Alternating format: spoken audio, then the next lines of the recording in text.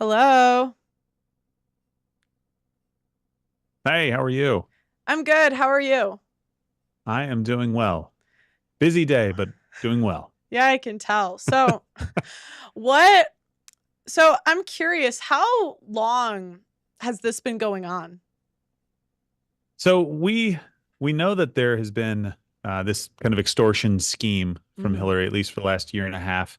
But it's been going on for basically since the divorce was filed in late 2021.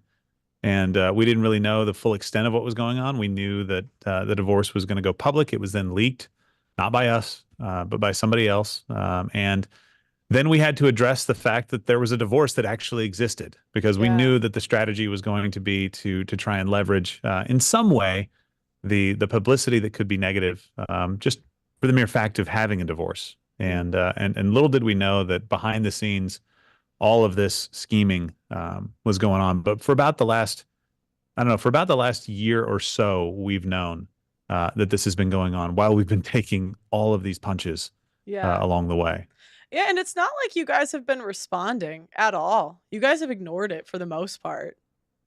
No, and it's that I think, Pearl, that's one of the most frustrating things about this is that we tried to just keep our heads down, do the work that we do, and put a show together for people to laugh at, to enjoy, to, hear current events and what's going on in politics, all the different like cultural aspects of the show that we really enjoy, and kept getting hit pieces coming out, kept getting things being said about us, kept having to deal with interviews that were being given, all these different things that were going on. And we just said, look, let's just do what we do. And hopefully these people will honor their commitments. At some point, Mhm. they'll say, you know what?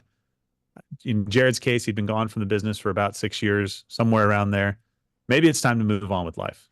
Maybe it's time not to be involved in any of this stuff anymore, and certainly not to violate an agreement that he entered into willingly in the first place. And for Hillary, just to get this done and behind her so that she can move on with her life and focus on her family. Like Yeah. I genuinely want that. Even now, knowing what's gone on, I still Mhm. want that for her and for them. I don't enjoy any of this, but I got put in a position where I either had to do this and just let everybody know what was going on or keep taking the attacks. Well, and the thing is women can get divorced and it doesn't have to be a spectacle. 'Cause I saw her ex account, and I just thought it was so weird how this ex account comes out of nowhere. All the conservatives are following it. It was just, Hmm. like, weird to me, and she's putting rebuilding from the rubble. What the hell is rebuilding from the rubble? You're getting 25K a month. That sounds like a house. Yeah, and I mean, I hate to tell you what I think it sounded like to me. I immediately, when I saw that, I just kind of thought back to her saying that she doesn't really have social media. Mm, And I thought, oh no, here we go. Like now she has social media. Like you said, all the people that were following her were it was a little surprising to me mhm. that many people were following her from the kind of the conservative sphere. Maybe they just wanted to keep an eye on what was going on. I have no idea what their interest was there. But seeing that and seeing the kind of posts that were going up made me think like, okay, here's here's more of it because I knew that this PR campaign was going on to assemble assets to put pressure on Stephen to, give her more in the divorce that she would ever get in any kind of court. And I thought, okay, this is the vehicle. This is what she's going to do. And part of me was like, still like, please just don't do this. Please don't do this. Yeah. This doesn't make sense. This isn't going to help anybody. This isn't going to help the kid. Whatever grievances can be had in a divorce, let's just say that is real, right? Set that aside. You can have those grievances. At some point, you have to go, okay, it's time to end this. Wasting resources, really bringing a bunch of stuff into the public that doesn't need to be in the public, and not really serving the interests of either herself or the children. It's Mhm. like just let's just end it. Let's let everybody go on with their life. And unfortunately, it didn't seem like that was going to be an option on the table, especially given all the stuff that we had seen go on with this group of people that really she was recruiting to go and help in this extortion plot. And it floored me when I saw it. I was like, this can't be real. This can't be the kinds of text messages that are being sent around, especially early on before anything had come out. I mean, that's the thing that really struck me. It was like before the divorce was even mentioned on air, this plan was hatched. And I don't know what to say. I mean, It's frustrating. It's difficult to see, and hopefully we can put an end to all of this. Hopefully this is the last time that we will Yeah. have to discuss this, No, and that can go away. even the ring footage, I knew she was planning it. I've seen it before. Because I could tell that's what they were arguing about, was because she kept saying abuse. So she was trying to get a ring Yeah. footage to, from my point of view anyway, to like leak to the public. It looked when I saw it, it looks a little weird to me. Yeah. That conversation, and there's some details that I can't reveal that I Yeah. know about what happened in that conversation. There's some stuff that's publicly available that people can go out and find. But I just looked at it and I thought, man, this is weird. Like, why are they choosing to use this? And then it made it very clear to me why, because of, you know, the perception of Stephen in that moment, without any context of what was going on, of him, you know, going outside to have a cigar, to kind of do what he would do to relax, to try to kind of decompress if there was a conversation that had happened earlier that was an argument or a tense conversation. And then to see that, it just made me wonder what was going on. I don't know if it was pre-planned or not. I mean, I think that's for people to kind of speculate and make their own judgment on, but it just looked weird to me that that was happening. And then that it was first in the media, that was being released, when really the only thing that Stephen had ever said was acknowledging the divorce and saying that he, on this show, wanted privacy. So it didn't seem, none of this, look, we're not victims necessarily, but we have been the target. We have been the target, and we have been going through a bit of a crap. I'll say the nicest word I can think of in this scenario, and dealing with a lot of stuff that we just kind of put our heads down, took the punches, and tried to just continue to do the job until we were forced to do something different. And that's what we did today by putting this information out so that people could see actual court filings, not stuff that is just opinion. Because there's been plenty of that out there, and it's been wrong. Well, and I didn't think anything he said was disrespectful, like when he first announced the divorce, at all. And it was all just strange to me, but I'd seen similar patterns of behavior, like when I interview men that have gone through this, where they kind of tell part of the truth, but not the whole truth. So what was did you know that Jared was going to release that video? No, not at all. I mean, look, the timeline with Jared, and if you'll give me a second, I'll just kind of lay this out, because this really was the impetus for all of this. Jared was in the text messages. We knew that he had been brought into this scheme to try and help apply pressure. He inserted himself into this divorce process and the custody, at the time, battle for, you know, who was going to have custody of the kids. What was the custody going to look like? Which is normal in a divorce. Like, you have to go through that process to figure out how that all is going to work out. And he inserts himself into this process. And it comes to my attention that he is behind the scenes doing all this stuff. And immediately we're like, okay, I've got to get Jared to understand, like, out of nowhere, you can't just come back 5-6 years later and start inserting yourself into this process. And by the way, you have an NDA with us. Like, you voluntarily entered into an agreement with us. And those things can be used as simple. And I know you understand what an NDA is. It can be used for something as simple as making sure an address doesn't become public. Like Stephen's address that was doxed by Hillary, that did become public. It's a safety issue for so many people. And then so I sent him a cease and desist. All he had to do was write back and say, hey, all right, I get it. I understand it. I've overstepped some bounds. I'll knock it off. Didn't do anything with that, just completely ignored it. So I said, okay, we got to send something with a little bit more teeth. How about we do a Form 202? This is what my attorney said would be something that you would do in preparation for a lawsuit, but not necessarily being required to file a lawsuit afterwards. But it does mean, like, hey, knock it off and tell us how far this goes. That's the only reason we filed the 202, is because he completely ignored what we were doing earlier by just saying, hey, knock it off, cease and desist. And then he releases that video. Now, what's really interesting is that the window for the deposition for the Form 202 that we filed, that the judge ruled could go forward even after he tried to fight it, the window for that deposition expired March 15th. I don't know about you. Today's the 27th. Yesterday's the 26th. 11 days after the expiration of the order to give a deposition, which he had not been asked to give yet, he goes out and does a video for a lawsuit that doesn't exist. I hadn't sued him yet. You saw today that I did, because it became very clear that Jared was going to do whatever he could to try to apply pressure and to try to hurt Stephen, to hurt this company, to hurt the mission and the brand. Everything. He was going to do everything that he could and would not stop. And it just seemed completely disingenuous to me. He was lying in his video about us saying he couldn't talk to his friends, us saying that we could ask him about any conversation he ever had. No. Just conversations about the agreement that you voluntarily entered into. Conversations about the company that you said, hey, I'm not going to talk about the company. Here's my signature. Those are the conversations. You can talk to your friends about whatever else you want. If you want to talk about sports, music, politics, whatever, go talk to your friends. This is not a First Amendment issue. This is about honoring your agreements. This is about being an honorable individual and not plotting behind the scenes to try to keep a man from his kids and also put enough public pressure on him so that you could help Hillary get more money than she would ever get in court, even though Stephen had offered way more money than she would ever get in court. It wasn't even about that. But never. It was never good enough. And when I saw that video, I said, okay, he's never going to stop. We have to file suit so he understands that we are serious. And guys, NDAs are not unlawful at all. And I'm telling and I'm telling you, I want people to understand this.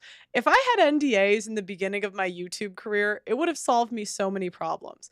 The issue you get with former employees is they can say anything and they get views and money for doing so. I had a whole year of shit that I got because I didn't do it. I didn't see the need, or I didn't care about NDAs in the beginning.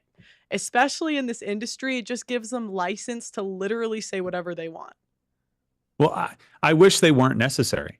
Yeah. I think, and that's where you're coming from too. Like, there's this idealistic view that you should just trust people and they should be treated well enough to where they're never going to go out and say anything. It's like, you don't understand human nature. I've literally had people tell me that they will move on and not say a thing about us if we don't say a thing about them. And that didn't happen. No. I get it. Like, I understand. I've had people with the best of intentions that they get frustrated about a situation, not even talking about here. And I've had other businesses where they would get frustrated about a situation and all of a sudden start spreading rumors because they're mad. Listen, former employees are former employees for a reason. Yeah. That can sometimes be good, meaning they've taken a step in their career. They're going to go on and do something on their own. That's fantastic. We wish them well every single time that happens. But sometimes it's because they couldn't do this particular job. Either the skill set wasn't there or wasn't a right fit, wasn't the kind of work environment that they necessarily wanted. It's a really hard job to do. We get up very early in the morning and we sprint for most of the day to make this stuff happen. And that's not for everybody. And I'm not saying that that's a bad thing for them. It's just not for everybody. Yeah. But what happens is people get frustrated and then they leave and then they have sour grapes and say, well, I want to go back. I mean, can you imagine holding a grudge for 6 years that you then randomly, but not so randomly, come back on just because a man is getting a divorce? Like, it doesn't, there's nothing honorable about that. If what, Jared may want to claim was true and that Stephen is the monster that nobody sees and they should see him, then he was the monster for the entire 6 years that you were gone. Why now, Jared? Yeah. Why did you all of a sudden think that this was a problem that you had to emerge from the shadows to solve? I don't have any respect for that. I don't wish him ill. I don't hate Jared. I just wish that he hadn't done this. I hate his behavior. I wish he would keep his agreeents and move on with his life. Well, but he hasn't. And my question when I was listening to it, I just couldn't believe this many people were like, God, I always call them simps. Like, I couldn't believe this many people fell for it, because my initial thought was, okay, if Crowder is this like abusive guy, if he's so crazy abusive, how does he still have employees? That's my first question. If he's so crazy, like this awful workplace. And then my second question was, are they trying to build a brand or make money off of it? And they both were. There was a literal GoFundMe link. I know, for a lawsuit that didn't exist. I'm not kidding. When he released that video and that call for support, I had not sued him. And it was clear. I told our attorney when we sent over the document for the 202, I said, make sure it says in bold letters, this is not a lawsuit. Like, I don't want there to be any confusion whatsoever. Yeah. This is not a lawsuit. This is knock it off. Tell me how far it goes. Yeah. This could be the end of it, right? It could have been the end of it right there.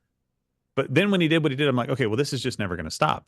And I have to, I have to basically go, do I want to look bad for suing somebody and maybe not respond to this and let this person just continue to trash us? Or do I want to defend the people that work here, the 30 plus employees that we have, Yeah. the blood, sweat, and tears that they poured into this business, and the mission that we have, where we got the Nashville Manifesto released? We helped parents in Chippewa Falls make sure that they were notified in the case of a school shooter potentially, and uncovered another one that happened in the spring just before the one that we talked about that happened in the fall of last year. Like, there are a lot of things that we do that are very important and very difficult things to do. And I just finally got to the point where I was like, well, I gave him every out. I hate doing this. I hate the position that I'm in, and I take no pleasure whatsoever in it. But I have to, otherwise I'm throwing these 30 plus people under the bus and saying, I don't care about you guys. They put me in an untenable position. No. And I hope that there's a reasonable resolution that can come from that. I still hope that, but I can't let him continue to do this. I just cannot do it. No, I have literally been in that exact same position. I've been in the exact, like, very, very similar. And so that's why everyone that's everyone that's saying that NDAs aren't lawful, I'm like, you have never been in a position where you needed an NDA. And No, I'm happy no. for you. I'm really happy for you.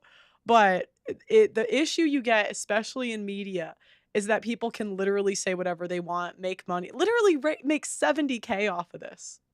Yeah. Well, you were onto this pretty early, right? Yeah. You were kind of like, hold on, something doesn't smell right here. Not a lot of people were. They wanted to just hate Steven. And like you said, somebody can go out tomorrow and just make stuff up out of thin air. And we have no how do we prove it didn't happen? You can just continue to make things up as you go. And so there is some protection provided by an NDA, like, hey, this is part of it. I have to sign NDAs, not just with this company, but with other companies and vendors. Yeah. And things like that. It's like mutual non-disparagements, things that are very, very reasonable to make sure that there is some protection that you can go back and say, well, look, you said that you would do this. And by the way, no one out there ever has to sign an NDA, ever. I would never force anybody. You just can't work here if you don't. That's the only thing. That is required at so many jobs. I think UPS makes you sign an NDA. Somebody can fact check me out there, but there are so many companies that make you sign an NDA so that you can't disclose proprietary or private information. It's just a normal standard thing to do.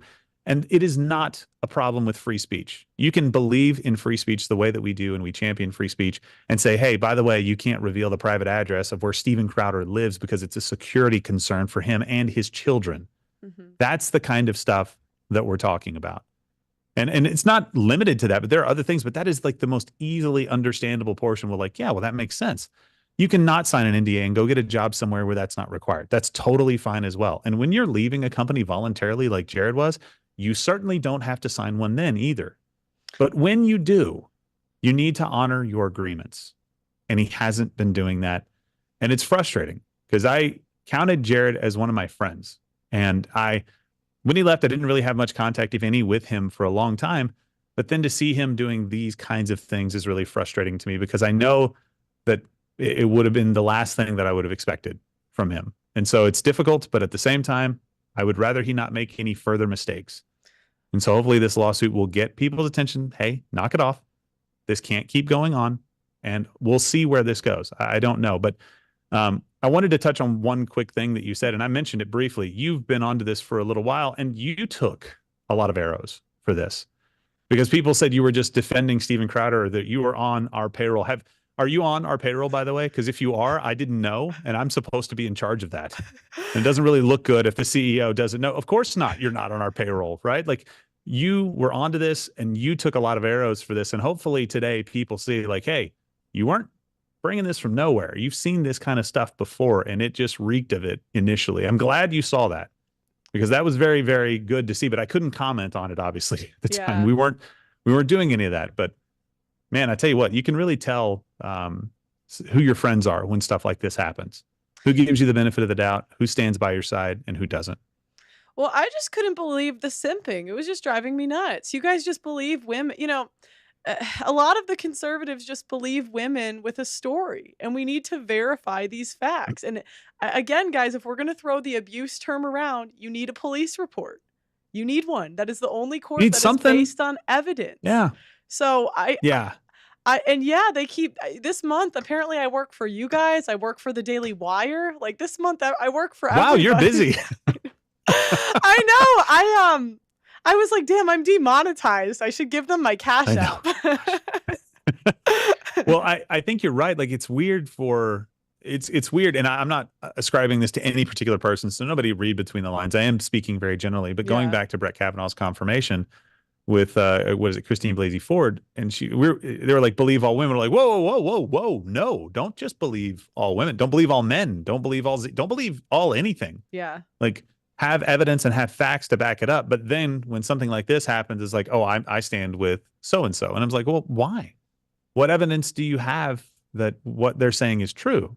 Like you should operate that way all the time. Don't get carried away with an opinion because you dislike somebody. Don't get carried away with an opinion because you feel for somebody. You can still feel for somebody and say, divorce is terrible. I'm so sorry this is happening to you. Or with what you're going through, whether they're at fault or not. But don't run down the line of, oh, that guy's a monster because they had an argument that involved no yelling, right? In that backyard video that we saw. Don't run down that line, especially when there's years of evidence to the contrary.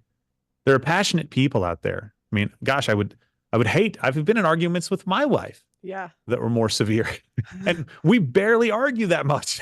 So there have been moments where you're just like, honey, that I wasn't at my best. I'm really sorry.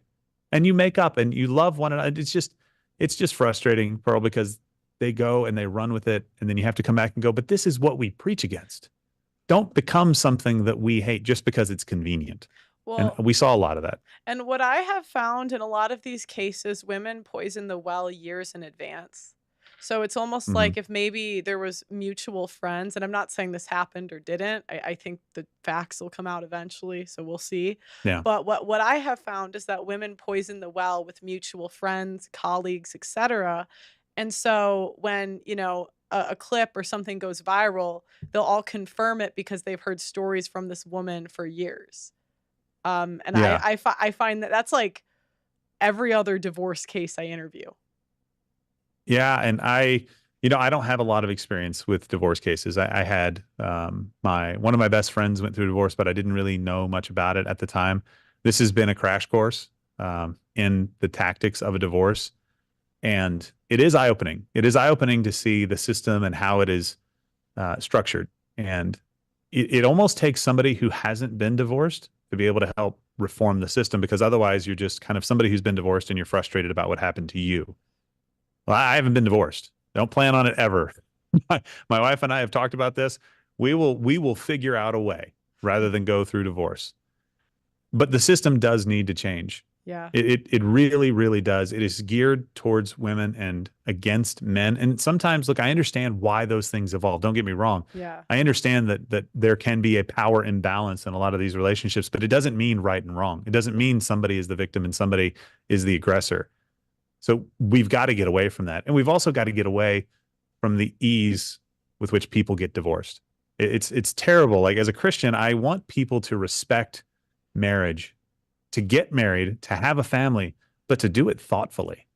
And seeing the divorce tear families apart, seeing this divorce specifically and what it's done, my gosh, man, make good choices. And then if stuff gets tough, just try to work it out. And I know that's what was happening here. It was being worked on at the time of the divorce being filed. It was being worked on, and I just wish that process had been able to play out.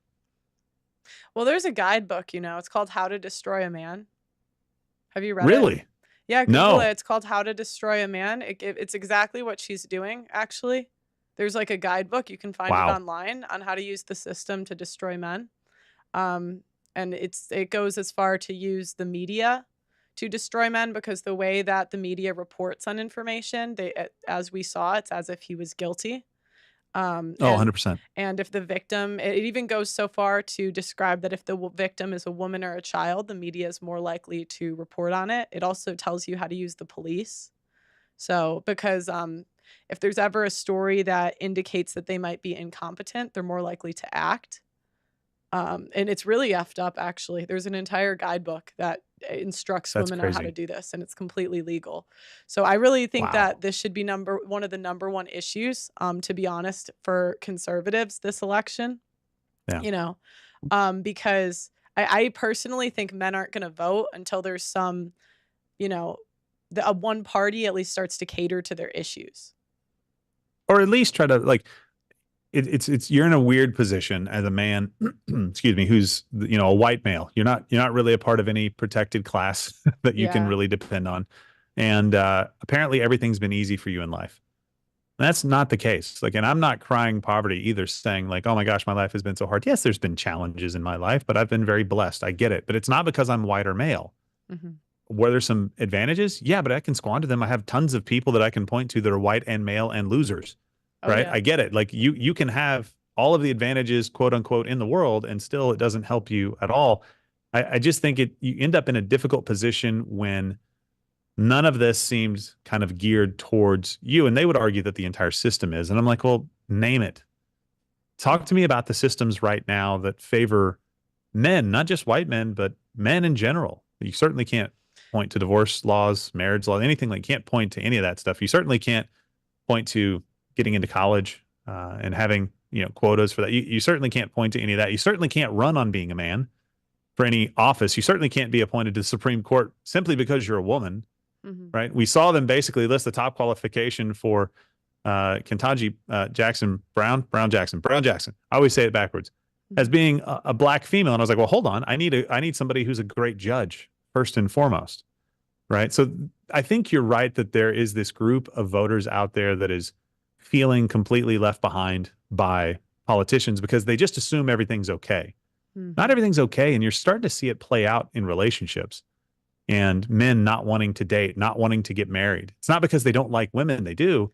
It's just that this is such a difficult time to be a young man trying to find a partner, a wife for life. And it's just sometimes it's just easier not to. It's easier just to go, you know what? This is crazy. I don't want to be a part of this. And that tears at the fabric of our society.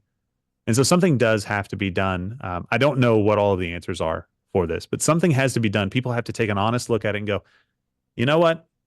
What's happening over there right now? That's not okay. We've got to change it. I don't care who the class of person is, male, female, white, black, it doesn't matter, Hispanic, Asian, none of that matters. That's not right. Hmm. So let's go and fix that to make sure that men don't feel like they can't do anything right.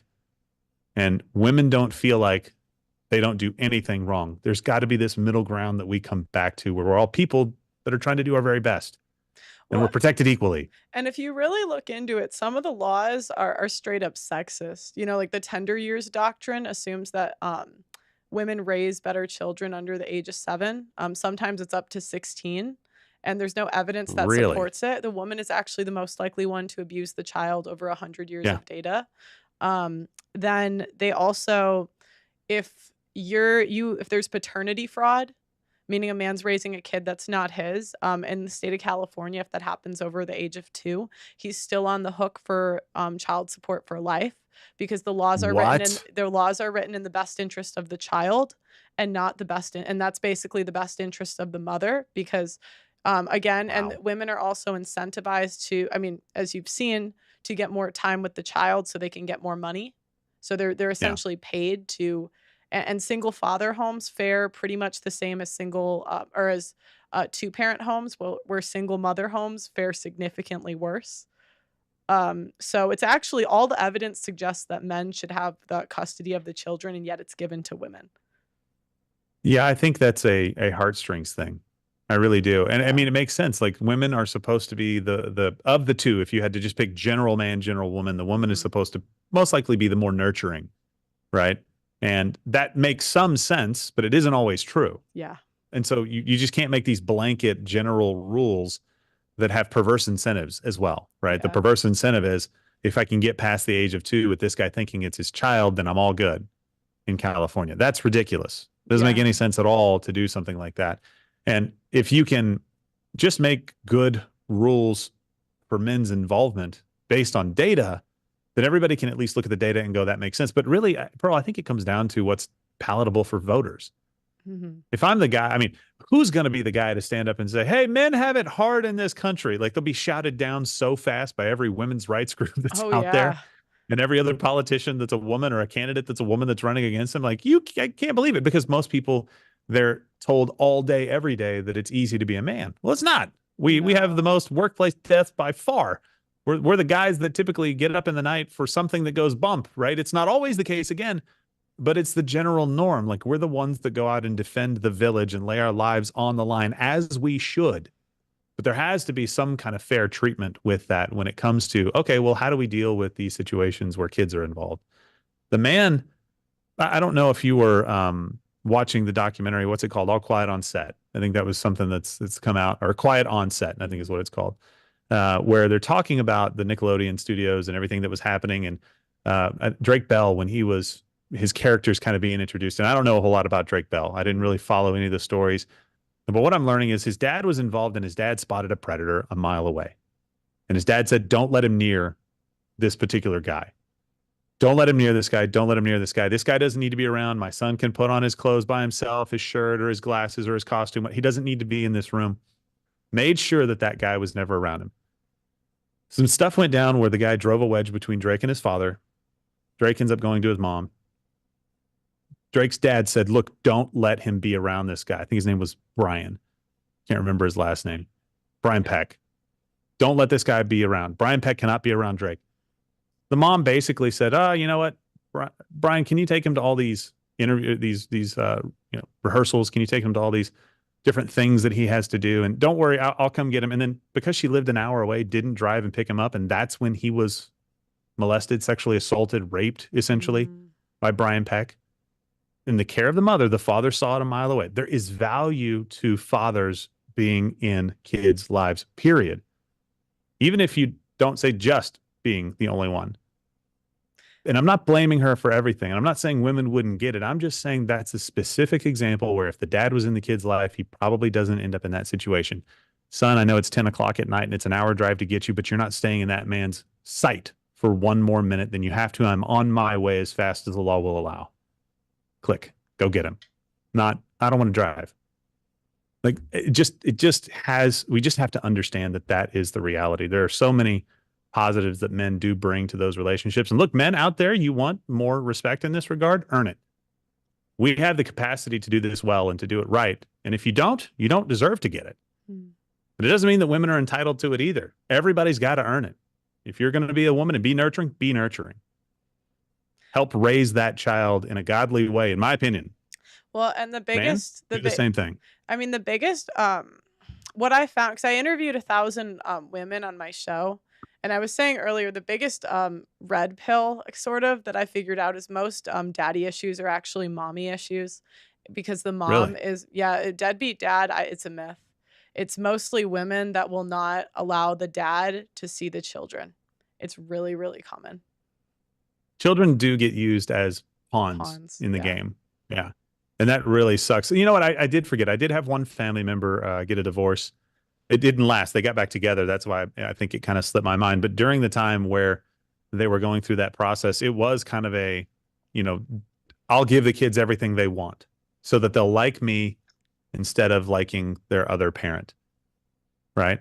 And you end up using the children to try to exact some kind of revenge. Oh, it'll really make this person mad if I do this with the kids and they don't get to do it. It's like, why is that even part of your thinking?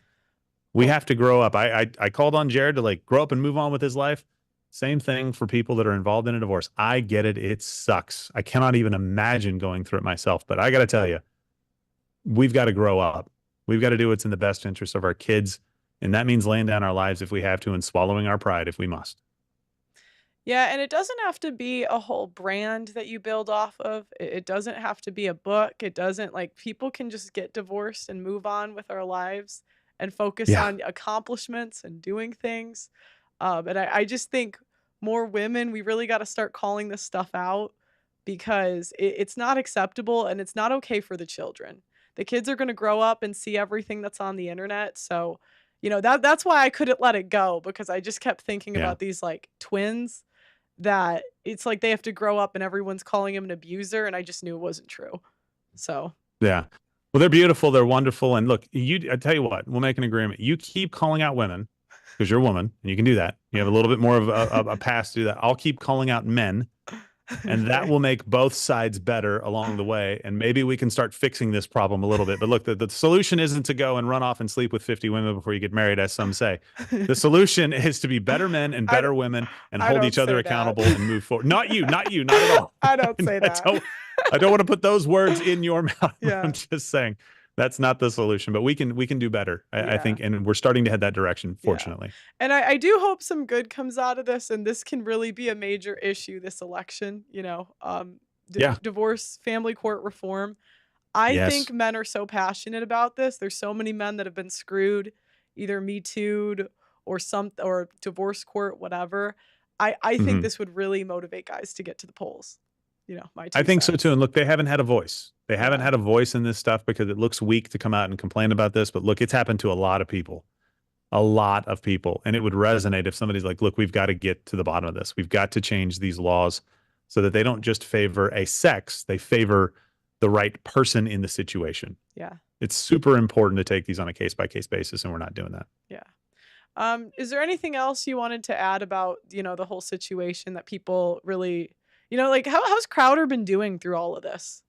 Man, it's been hard. It really has. It's been a very difficult process to go through for him because he's in that position of having this giant megaphone to set the record straight this entire time Yeah. and not wanting to use it because and they won't believe me. Like Pearl, like I'm going to be attacked today just as Yeah. much. Like this. Like they're going to attack me. They're not going to attack the facts that I've laid out in the court documents.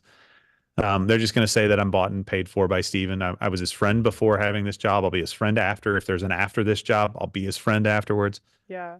Like it's difficult for him to sit back and let his name and reputation be destroyed bit by bit and sometimes in very big ways when he knows the facts, when he has the evidence on his side. Mhm. But that's why things like this get sealed. So you can't defend yourself. Gag You can't order. come out and Yeah. say what you absolutely know to be true. But I think he's been doing the right and the honorable thing. And today, when I did it on the show, I was actually scheduled to host this show previously. I think last week, sometime, probably about 7 days ago, we decided that I would be hosting this because Stephen was going to be at mediation Hmm. for the fifth day of mediation. And then this video comes out. And so I get to, unfortunately, have to go and deliver the news about what's going on. And he didn't even know like if he would want to at this point. But I'm like, listen, as the person really responsible for the lawsuit, the CEO of the company, I think it's very important for me to do this and to lay out what people need to know. And this doesn't feel good. This isn't one of those things where you walk out and start popping champagne. This is one of those things where you walk out and you're breathing a bit of a sigh of relief that people at least know the truth, but it hurts you in your soul that it had to get to this point for both of them and for you to have to come out and say it. I wish none of this had ever happened. This is not what we chose, but this was what was chosen for us. And you better bet we're going to fight to make sure that we have this company, these people here, and the mission that we're on to make a change in this country. So I hope people will go and look at the facts. You can go to my Twitter, X. I always get that confused now. You can go to my X at G Morgan Jr. and see all of the evidence. We've got all the receipts. And you know what? You decide because it's pretpretty bad. It's Yeah. pretty bad. Yeah, the dog, that was the worst part. It's like, not the dog. I was in his office when he got that message and he almost Yeah. cried. Like, Wow. he was just like, are you serious? Like, it was all meant to destabilize him, to bring him to his knees, to have somebody finally come and say, this can all be over. I mean, I've got all the quotes from them. I've got all the text Yeah. messages from them where they lay this out in detail. And it's just heartbreaking to see that and then to cry poverty when you're getting $25,000 a month and just, to delete ring footage over 2,000 hours were deleted while under court order not to do so, over 8,000 hours just not turned over when you're the one that released ring footage to try and tar and feather this man. Yeah. Like there's just been so many mind games going on, all to do this, to assemble negative assets for a PR campaign designed to bring him to his knees so that at some point somebody could walk in and say, here's how you make it go away. Wow. It's not right. It's not how the system should work. Wow. That's what they were going to do. They're going to make him. Yep. Oh, in the divorce and basically say he had to give In the up. divorce, yeah. Yeah. I can actually read you the quote. So this Yeah. is Go per ahead. Hillary's father to Hillary and other family. I've got it right here in front of me. The longer the divorce proceedings go on, the worse the outcome for SC, Stephen Crowder. Developing damaging OK PR assets should be pursued. That deliverable is up to us and not the legal team. I wonder why. At the right time, Mark, which is the first divorce attorney for Hillary, will show Stephen Crowder, SE, the path to make it all go away. So we'll assemble these assets. We'll get these people involved that are former employees that we really didn't care about in the first place, but now that they're useful, we'll get them involved into this process. We'll put a negative PR campaign together to bring him to his knees, to destroy his name, to destroy his business, knowing that he'll be under a gag order and not able to really defend himself. And we'll do it in a way because the public, like you said, unfortunately, will lean towards the woman no matter what in these situations. And then when the pressure is high enough, when the pain is strong enough, we'll let the lawyer walk in and say, this can all be over. All you have to do is give more than you've ever made in your life. All that you have to do is give X is all you have to do. And this can all go away. That's not how this is supposed to work. Yeah. It's supposed to be a fair and equitable split as much as that is even possible. And it's just, when I saw that text, I just thought, oh my gosh, like that takes a special kind of evil to think that way about this. That's not a strategy. Some people have been like, oh, so it's bad that they had a legal strategy. That's not a strategy. No. That's extortion. That's tortious interference and extortion. You don't understand the law. You cannot go and do that and say, I will go on a negative PR campaign until they give me more. How much is more? I don't know, but more. How much That's not legal. How much more do you need than $25K a month? That's crazy. I mean, it's a lot of money. It's $300,000 a year, probably closer to $400,000 if you figure in taxes, because we all have to pay income taxes out of our checks. And this is just the total. So $25,000 a month. And I don't know if you know the laws in Texas, but in Texas, the divorce is paid for out of the marital estate. Stephen's the only one contributing actively to that marital estate. So you can kind of do the math yourself. Yeah. The man is paying to sue himself. It's insane. It's frustrating. And I understand why men get pissed off in these fights, because the tables are stacked against them completely. Outside of whatever's going on in the relationship, they'd start at a disadvantage. Yeah. And traditional men are punished because, like men are punished for like playing the traditional role that's better for the children. Yeah. I think, and this may be, somebody can fact check me out there. I'm sure they will. But if you are in a relationship, and I believe it said, like, as crazy as these incentives are, if you strike someone in a relationship and are abusive to them, it's immediately 50-50 split done.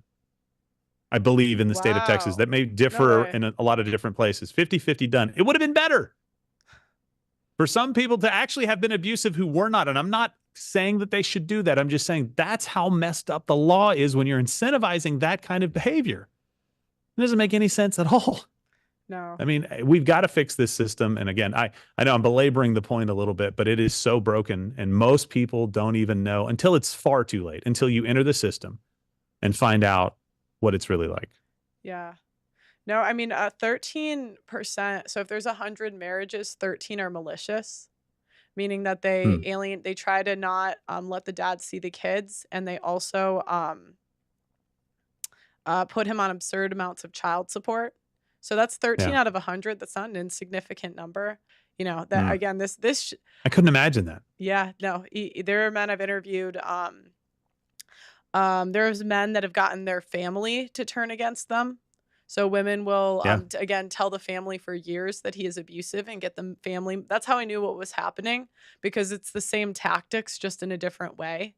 So they'll say for years, oh, your brother did this, your son did this. And so when she comes out, they think they know the story. So I'm sure a lot of conservatives that were reporting on this as if it was fact thought they were listening to facts. It's not facts. Women have a tendency to tell parts of the story and not put all the context into it. So, again, this is why I harp on this stuff. People think I'm being dramatic. I'm anti-woman. But I'm telling you, I saw this from a mile away, and, guys have to be careful. So, I'm not anti-marriage. I've never been anti-marriage, but, the system has to change. And I hope this is the #1 thing we talk about this election season. So, Yeah, I mean, I hope it's definitely something that gets fixed. I think that's more like a state level that's going to fix that than anything else. But it definitely needs to be a topic of conversation, and it needs to happen right now. Yeah. Well, I hope Steven's doing all right. Thank you for coming on today. I appreciate Yeah, it.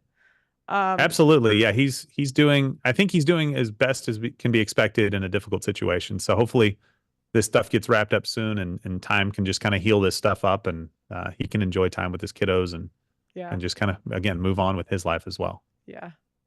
Well, they can find the thread on your X account, you said? Yeah, at G Morgan Jr. G Morgan Jr. You can see all of the text that we post. You can see today's video. Go to Rumble and watch it wherever you'd like to go, just to see all the information. And then, like I said, you come to your own conclusions based on what you see. Yeah. I mean, if 25K a month is abuse, like that's crazy. Sorry, I gotta say this again. Well, thank you for coming on. I appreciate it. Absolutely, Pearl. Thank you so much for having me.